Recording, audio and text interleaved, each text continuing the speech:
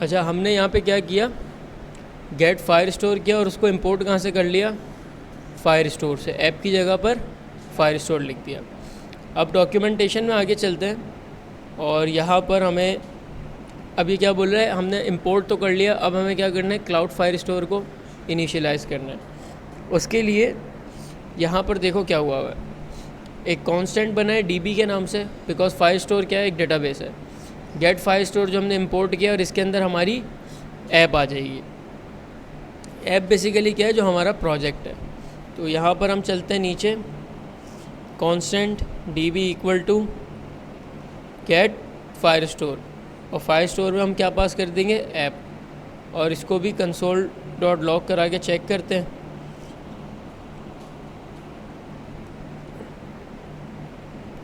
Refresh कर लेते हैं तो हमारे पास डेटाबेस भी सक्सेसफुली कनेक्ट हो गया। अब हमने क्या क्या स्टेप किया, सबसे पहले अपना प्रोजेक्ट बनाया, डेटाबेस बनाया, वेब के साथ उसको कनेक्ट कर लिया, ठीक है। फिर हमने सारी कीज़ यहाँ इनिशियलाइज़ कर दी और फायर स्टोर का डेटाबेस यहाँ पे गेट कर लिया। ये सब करने के बाद अब हमारे पास जो है डेटाबेस कम्प्लीटली इनिशियलाइज़ हो चुका है और अब जो है हम इसको यूज़ कर सकते हैं। तो यहाँ पर आते हैं, ये हमारे पास कुछ स्ट्रक्चर है, ठीक है, फायर स्टोर का। यहाँ पे हमारे पास कलेक्शंस बनती हैं, कलेक्शन के अंदर हमारे पास डॉक्यूमेंट्स आते हैं। डॉक्यूमेंट बेसिकली क्या होता है, डॉक्यूमेंट के अंदर आप मल्टीपल ऑब्जेक्ट्स रख सकते हो, लाइक एक डॉक्यूमेंट एक ऑब्जेक्ट। मैं यूज़र्स की बात कर रहा हूँ, एक यूज़र्स की कलेक्शन बना रहा हूँ। हर इंडिविजुअल यूज़र का कुछ बिहेवियर होगा, कुछ प्रॉपर्टीज़ होंगी, कुछ एंटिटीज़ होंगी, तो वो सारी एंटिटीज़ के लिए हमने एक ऑब्जेक्ट बनाया होगा और उस ऑब्जेक्ट को हम कहाँ रख देंगे, डॉक्यूमेंट के अंदर। और मल्टीपल डॉक्यूमेंट्स मतलब मल्टीपल ऑब्जेक्ट्स मतलब मल्टीपल यूज़र्स, ठीक है। और जितने ज़्यादा यूज़र्स होंगे वो सारे मिलके क्या बना रहे होंगे, एक यूज़र्स की कलेक्शन बना रहे होंगे। तो डॉक्यूमेंटेशन में चलते हैं। हमारे पास देखो ये ऐड डेटा की डॉक्यूमेंटेशन आ गई है यहाँ पर। और ऐड डेटा के लिए हमें दो चीज़ें इंपोर्ट करनी पड़ती हैं, एक तो कलेक्शन और दूसरा ऐड डॉक। ऐड डॉक क्या है, लाइक अगर हम कस्टम काम कर रहे होते हैं, हमारे पास सर्वर होता, तो हम यहाँ पर कोई ना कोई पोस्ट की एपीआई यूज़ करते, जिसके थ्रू क्या हो रहा होता, हमारा डेटा एपीआई लेके जाती और बैकएंड पे स्टोर करवा देती। बट यहाँ पर हमें ऐड डॉग एक फायरबेस की तरफ से मेथड मिला हुआ है, जो कि क्या करता है, हमें हेल्प करता है डेटा को ऐड करने में। तो यहाँ पर चलते हैं हम अपने कॉन्फ़िगरेशन में और दोबारा हम इसी को कॉपी पेस्ट कर लेंगे और यहाँ पे हम क्या इंपोर्ट कर लेंगे, कलेक्शन और ऐड डॉग। कहाँ से इंपोर्ट करेंगे, फायर स्टोर से, ठीक है। अच्छा, यहाँ पर हमारे पास फायर स्टोर से ही आ रहा है, तो जब यहाँ पर ऑलरेडी फायर स्टोर से आ रहा है तो हमें यहाँ करने की एक और इंपोर्ट लिंक बनाने की ज़रूरत नहीं है। हम यहीं पे कॉमा लगाकर इसको इंपोर्ट कर लेंगे, क्योंकि सेम जगह से चीज़ आ रही है हमारे पास। अच्छा, अब यहाँ पर हम चलते हैं तो हमारे पास ऐड करने का मेथड मिला हुआ है। सबसे पहले तो ये हमें मिला हुआ है ट्राई और कैच। ट्राई और कैच क्या है, ये जावास्क्रिप्ट का प्रॉमिस होता है।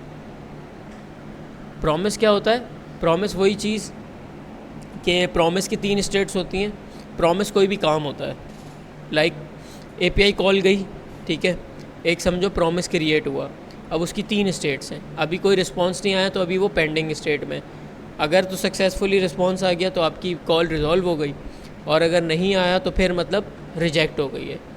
तो अगर आपका काम बिल्कुल सही चलता है तो वो कहाँ पर आता है, सारा ट्राई में। ट्राई में बेसिकली आप काम करते हो, जो भी होता है, कॉल्स लगाते हो, जो भी आपकी वर्किंग होती है। अगर इन केस आपकी कॉल में कोई मसला होता है, कोई काम नहीं हो पाता, तो वो कहाँ चले जाता है हमारे पास, कैच में। जो अगर कोई एरर आए यहाँ पर तो वो कैच में रिसीव होता है और यहाँ पर आके एरर प्रिंट हो जाएगा हमारे पास कंसोल में।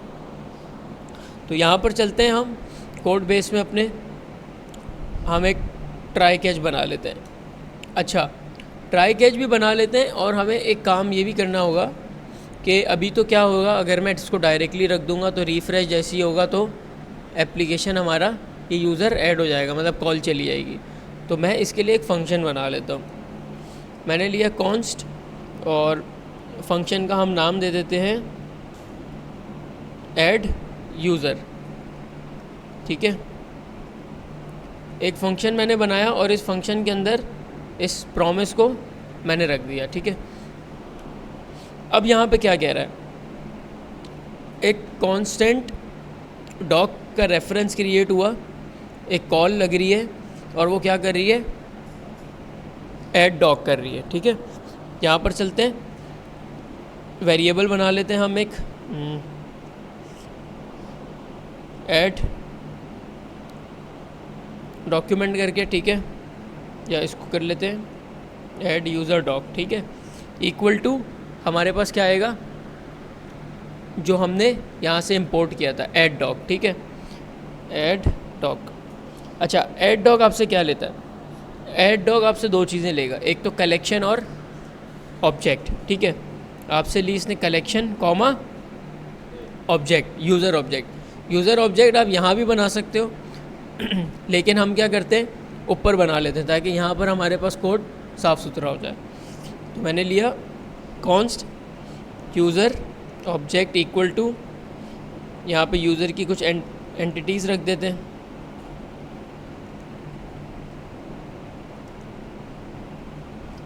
नाम आ गया, ईमेल रख देते हैं @gmail.com,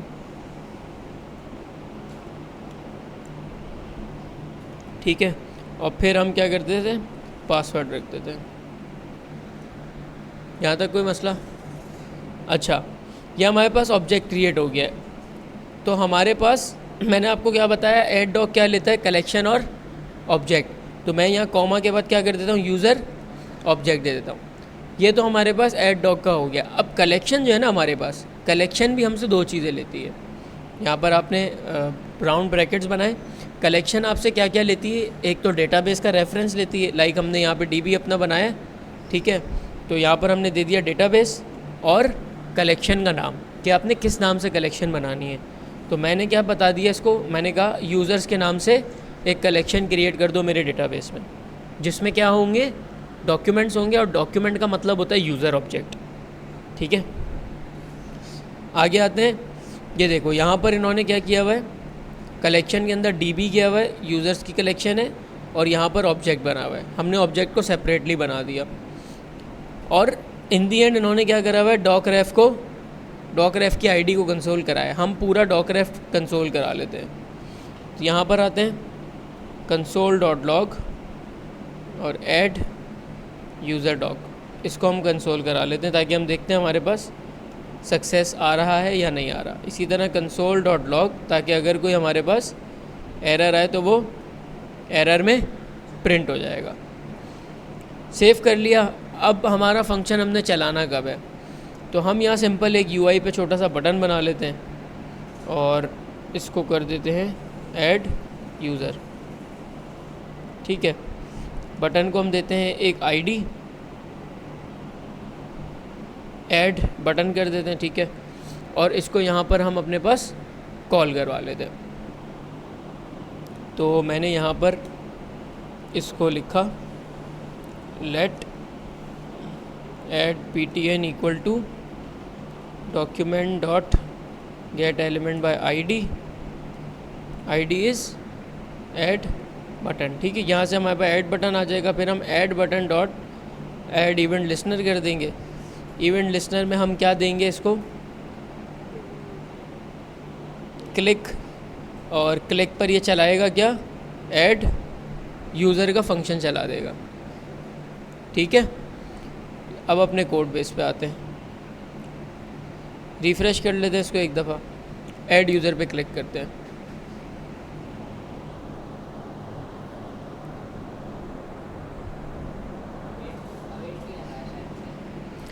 हाँ, अच्छा, यहाँ पर क्या किया हमने कि कोई भी हम जब प्रॉमिस लगाते हैं तो प्रॉमिस कोई लिमिटेड टाइम लेता है, कुछ भी टाइम हो सकता है, वो मिली सेकेंड्स ही क्यों ना हो। और जावास्क्रिप्ट का बिहेवियर क्या होता है, जावास्क्रिप्ट हमारे पास चलती है सिंक्रोनसली, मतलब जावास्क्रिप्ट किसी भी चीज़ का वेट नहीं करती, ठीक है। जावास्क्रिप्ट वेट नहीं करती किसी चीज़ का, तो वो आगे बढ़ जाती है। बट हमारे पास प्रॉमिस के लिए हमें क्या करना पड़ता है, वेट करवाना पड़ता है। लाइक अभी आप देखो हमारे पास यूज़र ऐड नहीं हुआ है, पेंडिंग स्टेट में आ गया, तो हमें क्या करना पड़ेगा, इस कॉल के लिए यहाँ पर हम लगाएंगे अवेट, मतलब हम जावास्क्रिप्ट को एसिंक्रोनस बिहेवियर दे रहे हैं कि जावास्क्रिप्ट को बोल रहे हैं कि इस लाइन पे तुमने वेट करना है जब तक ये रिक्वेस्ट फुलफ़िल नहीं हो जाती।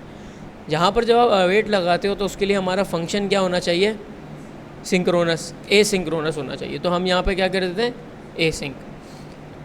रिफ़्रेश कर लेते हैं वेबसाइट को और यहाँ पे दोबारा ऐड यूज़र करके देखते हैं। हमारे पास चल गया ऐड यूज़र। अपने डेटाबेस में आते हैं और यहाँ पे रिफ़्रेश करते हैं।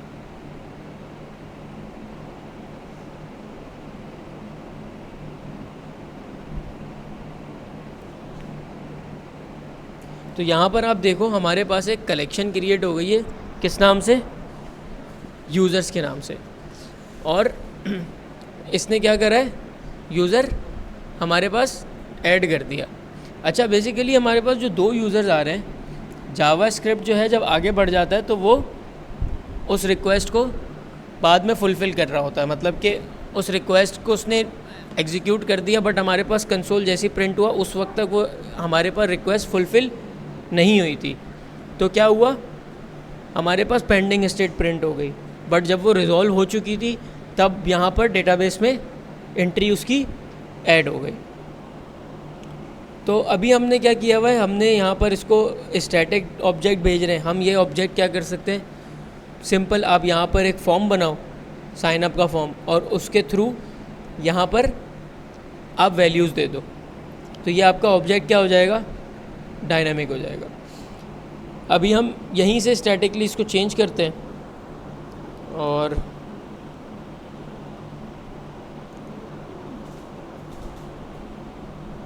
वैल्यूज़ चेंज करके दोबारा ऐड करते हैं। ठीक है, यूज़र अपना यहाँ पे मैंने ऐड यूज़र किया।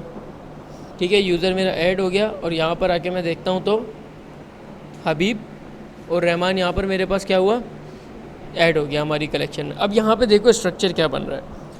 हमारे पास एक यूज़र्स की कलेक्शन क्रिएट हुई। उस कलेक्शन के अंदर हमारे पास जितने भी यूज़र्स हैं मतलब उतने डॉक्यूमेंट्स हैं। ठीक है, और हर डॉक्यूमेंट के अंदर क्या है, यूज़र का ऑब्जेक्ट पड़ा हुआ है। यहाँ तक कोई कन्फ्यूजन? ठीक है, आगे चलते हैं।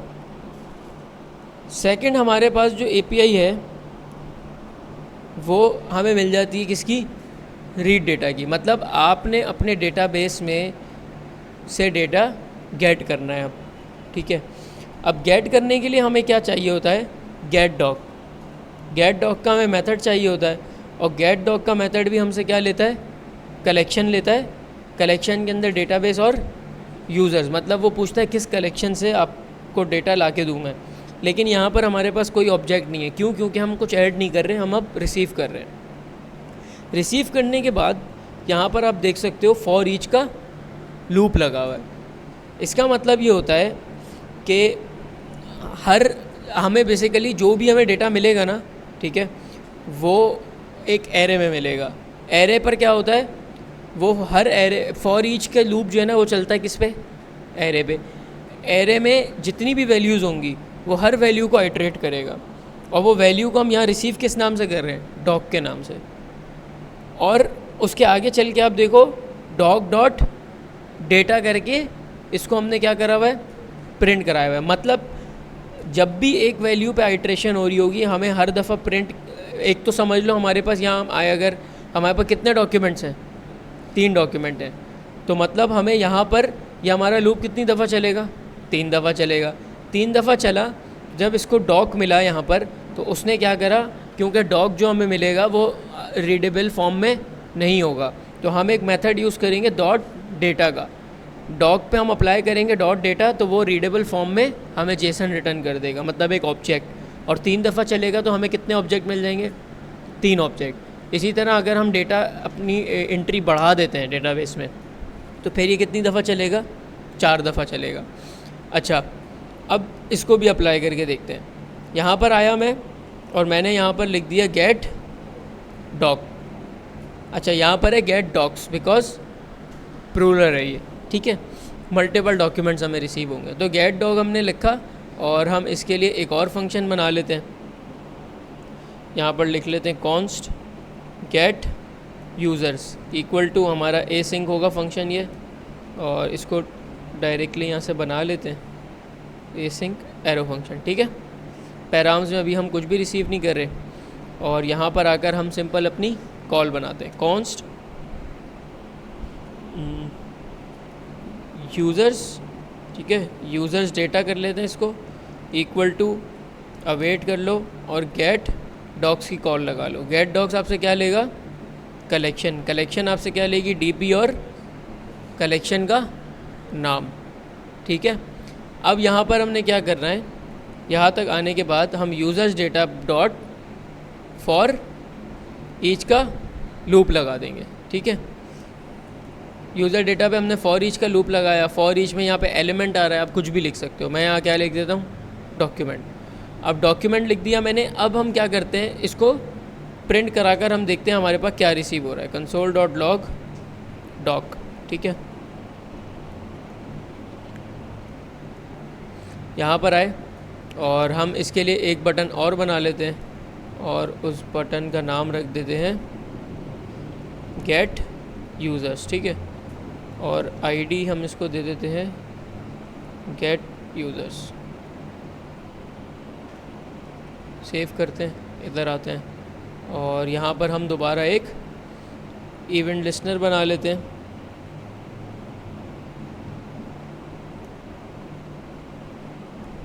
ठीक है। गेट यूज़र्स नहीं आएगा यहाँ पर, गेट यूज़र्स हमारा क्या हो गया, फंक्शन का नाम सेम हो गया, तो हम इसको कर देते हैं गेट यूज़र्स बटन, ठीक है। सेव किया इसको और यहाँ पर हमने रिप्लेस कर दिया। अच्छा, और ये फंक्शन हमारे पास जब भी क्लिक होगा, तो ये बटन क्लिक होगा तो कौन सा फंक्शन चलेगा, गेट यूज़र्स का। तो यहाँ पर आकर हम गेट यूज़र्स पे क्लिक करते हैं, ठीक है। हमारे पास कितने डॉक्यूमेंट आ गए, लेकिन ये रीडेबल फॉर्म में नहीं है, तो हम यहाँ पर क्या करते हैं, डॉक्यूमेंट डॉट डेटा। अब दोबारा हम गेट यूज़र की कॉल लगाते हैं, तो हमें डॉक्यूमेंट बिल्कुल प्रॉपर हमारे पास क्या हुआ, जेसन ऑब्जेक्ट में मिल गया है। अभी हमारे पास कितने आए, 1, 2 और 3। अब हम एक और एंट्री ऐड करते हैं, यहाँ पर चलते हैं और इसको कर देते हैं यासर, सेव करा और इसको ऐड डॉक कर दिया, ठीक है। ऐड डॉक करने के बाद हम गेट डॉक करते हैं, तो हमारे पास क्या आया, 1, 2, 3 और 4 डॉक्यूमेंट्स आ गए। तो इस तरह से हम सिंपली अपने पास फायरबेस में डेटा रख सकते हैं और वहाँ से रिट्रीव कर सकते हैं।